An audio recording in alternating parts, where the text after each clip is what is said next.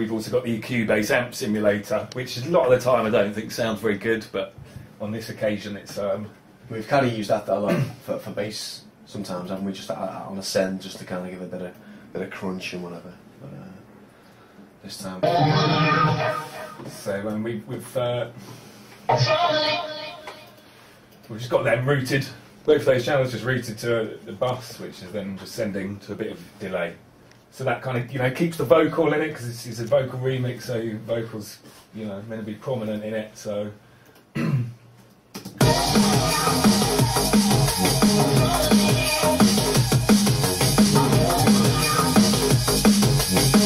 yeah, well, in addition to that, we've got on the drop this other piece of vocal here. Adds a little bit of funk to the whole thing. We didn't add that delay in, that was the guys who did the track. It's quite a nice little, filter delay vibe, so... If we just move over to this section of the vocal here.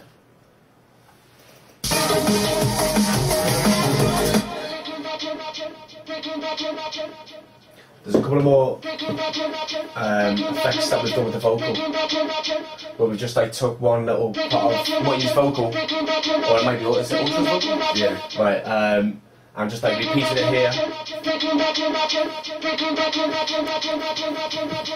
This has got the amp simulator on again.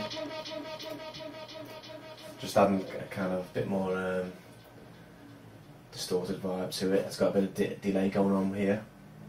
I've been thinking about you lately, and all the things we said. So this is another part of his vocal. I already have a special one. And here it's playing in its natural state, really. But one thing that we did with that, just to give it a bit more vibe in another section of the track, was we used this plugin called Replicant, and it's got loads of different presets in it where you can kind of just give it a bit of that choppy effects, filtered effects and stuff, which is kind of quite current going on in dance music at the moment. I'll just play some of them. Thinking lately, all that said, done, never felt. So it does some random things and stuff. I'll just flick to a different preset, and basically what I'll do is every time that we find something cool like this, we'll bounce it off.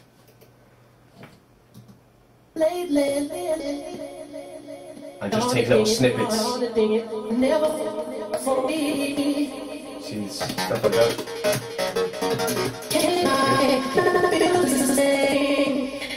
It's quite a cool one. And basically what we've done is, we've took a few different bounces of them presets, and then we'll take the ones that we like and kind of match it up with a different one from another bounce, and you just until we get the work around until we get the a really cool thing going. So there's little things like that. We've just took a few different ones and stuff, and that's playing underneath.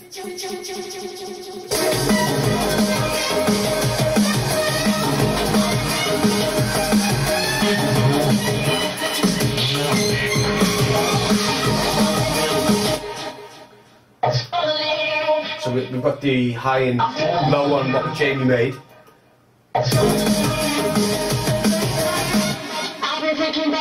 We've got a distorted one there.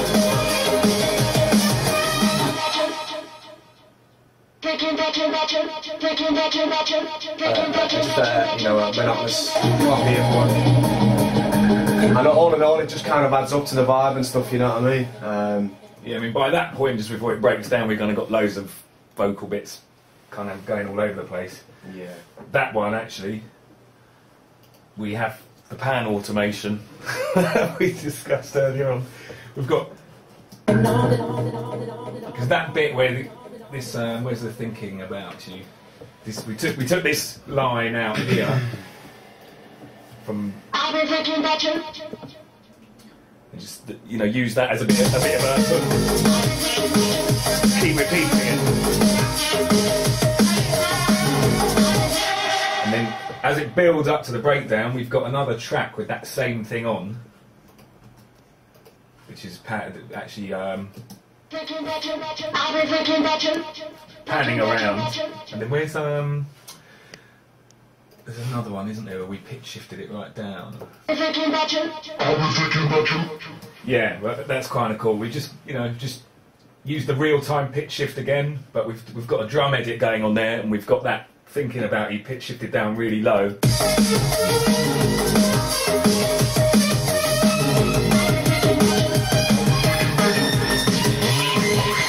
Just, got a kind of mad vibe to it. So basically, we've got this thinking about you, as well as the main one. We've got another version of it, fading up in volume, and also a little bit of panning around, just going in the last section before the breakdown. One of the other features of the track is this sound we've got. Just kind of comes in halfway through. It's just pitch bending up over quite a long period of time, and that is made from another silent. There's a lot of silent in this tune. We've got the pitch bend range on 24. It's a really big pitch bend. That's the maximum pitch bend range. Yeah, and as you can see over, what is that? I don't know, 32, 64 bars or something. It's bending up. So.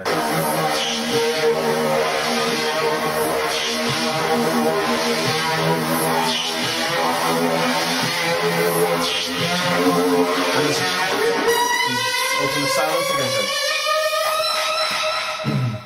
And you notice that on the actual silent itself, we've got quite a few things going on here with distortion, phaser, chorus. We don't usually use that many things on the actual silent, but on this one, it's all added to make that really weird, distorted vibe. Yeah. And then we've also, well, again, it's kind of started, based from a preset called Yell, which we've modified. We've just basically made it sound more distorted. Really. That's the main thing we've done to it.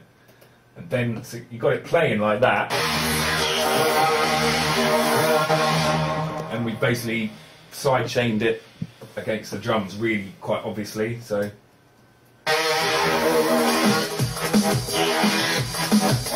that's what it sounds like. So that's when the kick or the snare's coming in, it's pushing again. We've got quite an interesting rhythm. We're sending bits of the bass to it as well, so we just to give it a really interesting rhythm. So it's another thing. The MIDI part itself is really simple, and it's that side chain that's giving it the whole groove and movement. You can use the parabolic tool for drawing a line, which will give you that. This is something that we use quite a lot, isn't it? We do like a kind of Reese motif, just to kind of give the end of the loop a bit of character. Yeah. And this time it's going on from a bass sample that we've got going in Contact. Yeah, I mean this kind of thing we'd always do from Contact. It's the same bass sound as our actual bass line. But there's a lot more processing going on in Contact on this one, do you know what I mean? Which we could just run through. Yeah, I mean we would basically start by we copy the bass instrument. Well, in this case anyway, we copy the bass instrument to a new Contact instrument and give it a new output. And you can distort it in any method you choose. We've got amp simulator again, we've got camel fat, and we've got tonic, a Cubase filter plugin. So Camel Fat is a plugin we seem to use a lot as well. It's one of our tried and trusted little pieces. You can get some really good results out of this. The presets that are built into Camel Fat are really good anyway, but you can go in and edit it even more and and take it to a different level again. We've got a high mid boost just because we wanted it to cut through more. Now let me go into the part. We've also got a MIDI controller controlling our filter. We've got our 1 octave pitch bend again going on. We've got this modulation is controlling one of them is controlling our filter cutoff, which is that one down the bottom, and then this one is controlling. We've got an LFO on it as well, and this is controlling the level of that LFO, so we can bring it in and out. When we're drawing